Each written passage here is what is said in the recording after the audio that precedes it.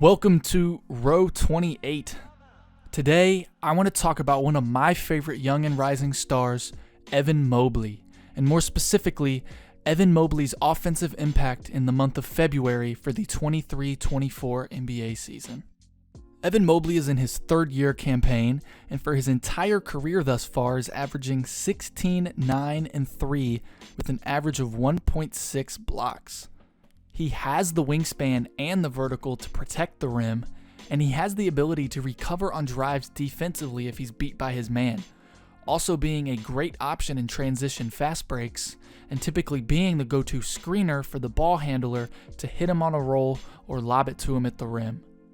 Mobley's length matched with his athleticism allow him to be a serious threat to go and get his own bucket with his fundamental footwork and soft touch on jump shots 5 to 10 feet away from the rim, or to create playmaking opportunities out of the low to mid post.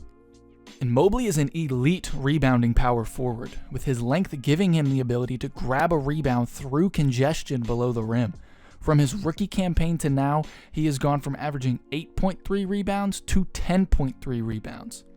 For the month of February, he grabbed more than 10 rebounds in 7 of his 12 games played, although missing the Cavaliers' first game of February due to a left knee injury.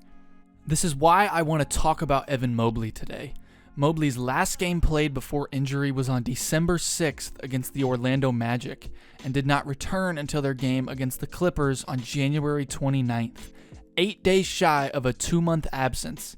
And yet, in his February return, he averaged 17, 10, and 3, shooting 62, 43, and 61 splits. If you ignore the free throw percentage, this man came back with a vengeance. This impact helped the Cavaliers win 8 of their 12 games when Mobley played, overall winning 9 of 12 for the month. Today, we're going to cover the Cavaliers' win over the San Antonio Spurs and the Cavaliers' loss in double OT to the Chicago Bulls. The Cavaliers beat the San Antonio Spurs 117-101, with Mobley having 28, 10, and 3. With an efficient 11 of 15 from the field, he also shot 3 for 3 from three-point range, his most attempts while shooting 100% from 3 throughout his entire career. Mobley was matched up on Wembanyama to start, and the first of Mobley's three-pointers was delivered from this pin down that Mobley sets on Devin Vassell so Sam Merrill can run up from the corner to get the ball. Vassell stays on Merrill, and to help with the drive, Wemby backs down into this drop coverage below the free throw line, and instead of rolling off of the screen, Mobley peels out to the top for the wide open 3. The second of Mobley's three-pointers was a right corner 3. A pretty simple play relative to the 2 other three-point looks, but Mobley is still matched up on Wembanyama in the low post, and as Isaac Okoro drives through the lane from the left wing, Wemby stays under the basket to protect the rim, leaving Mobley to once again peel out to get open for the shot. And although this is a great contest from Wemby, this was a better pass from Okoro, and Mobley sinks his second 3. The third of Mobley's three-pointers was out of a similar action to the first. However, this time Niang comes down and sets an on-ball screen for Caris LeVert, causing Wembanyama to go back down into his drop to protect the drive. As LeVert drives, he also collapses 2 other defenders, leaving Mobley back up top, wide open for his third and final 3. Every 3 wide open. 2 of Mobley's three-pointers were shot above the break at the top of the key, a spot where he has shot 7 for 17 this season, almost doubling his above-the-break three-point percentage from his rookie and sophomore year at a current 41%. The evolution of Mobley's three-ball and his ability to hit these shots was advantageous for this matchup.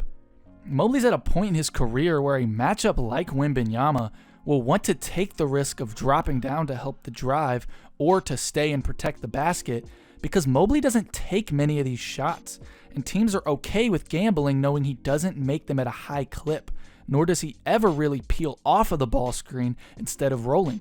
But by the time Wembanyama can close out, he doesn't even have time to get a hand up before the ball is in the air. The Cavaliers lost in double OT to the Chicago Bulls, 132-123. However, considering the Cavaliers were in control for most of this game, this was still a very impressive outing from Mobley, finishing the game with 25 points, 13 rebounds, and 4 blocks. Mobley shot 11 for 17 overall this game, but I want to focus more on his interior finishing and how the Cavaliers enabled Mobley to score the way he did.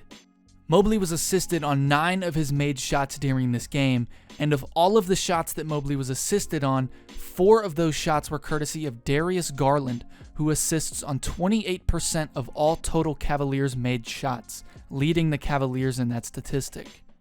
The Cavaliers used a ton of pick and roll action during this game, with Mobley either set in the corner or being the screener. With Mobley on the corner, the Cavaliers like to have Allen set a ball screen, which caused Drummond to play off in a deeper drop to protect the roll or the drive. In the first quarter, the first assist to Mobley came from Jarrett Allen after being hit on a pick and roll with Donovan Mitchell. As Allen dribbles to the middle of the paint, he draws the attention of Drummond and Kobe White and decides to lob it up to Mobley, cutting from the corner. Mobley doesn't get the dunk, but stays patient and gets the bucket over Drummond. On the second of Garland's assists to Mobley, Garland is running the ball down the court and decides to literally just freeze Vucevic in place with this hezzy. As he drives, Drummond tries to meet Garland at the rim to block the shot, subsequently turning his back on Mobley, once again cutting from the corner for Garland to make the pass. Mobley stays patient, avoiding a swat from Drummond and an incoming Ayo Dosunmu.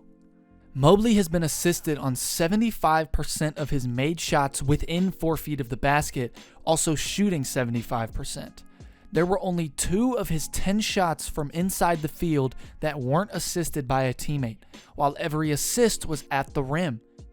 Even if we look at all of Mobley's missed shots from this game, every attempt would have also been an assist, 3 of those 6 attempts also being at the rim.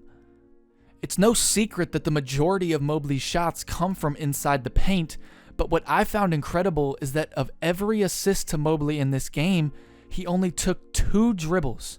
That's right, 2. He scored 19 points off of 2 dribbles. And Mobley had 12 points in total off of cuts, 6 points off of cuts from the corner, and 6 points off of cuts from above the break. What I found intriguing during this game is that Mobley doesn't need to be a part of an initial action to get a bucket. To give you an idea of the points that Mobley generates when he is a part of an initial play action, he only generates 0.98 points per possession being the roller out of a pick and roll on an average of 2.5 possessions a game. When Mobley has the ball in his hands in a post-up, he only generates 0.87 points per possession on an average of 1 possession a game. However, off of cuts, Mobley generates 1.44 points per possession on an average of 4.1 cuts a game, improving on his points scored per cut year by year, only scoring 1.27 points per possession on an average of 3 possessions his rookie year.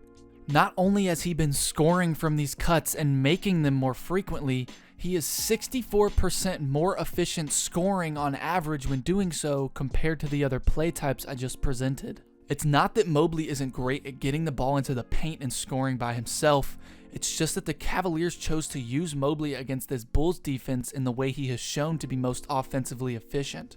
By making these cuts and having the attention be on his teammates instead of Mobley cutting from the corner, there is no room for the Bulls defense to even try to slow Mobley down because he doesn't have the ball in his hands long enough to even take a dribble before he scores. In February, Mobley showed that he can be a serious threat to hit knockdown perimeter shots when given the chance, and that he is a versatile inside scorer, being able to play off the ball when needed. Overall, Mobley has shown to be a very important piece among the Cavaliers' starting unit, providing high-level defense, inside scoring, and being a great fit alongside Jarrett Allen in the front court and Mitchell and Garland in the backcourt. Mobley is only in his 3rd year, but I wouldn't be surprised if he ended up with all defensive, all NBA, DPOIs, or even all-star appearances in the near future. But what are your thoughts on the evolution of Mobley's offensive game? Let me know down in the comments and let me know what other players or teams you'd like for me to cover. I'm pretty new to this type of content, so feel free to let me know things I can improve on, things I did well, or things you just didn't like. If you made it this far, I appreciate you so much for sticking around. I had a lot of fun researching and making this video, and I can't wait to make more of this content. I'm going to try to get a video out every Friday, so until then, stay safe, stay happy, and stay healthy. Peace.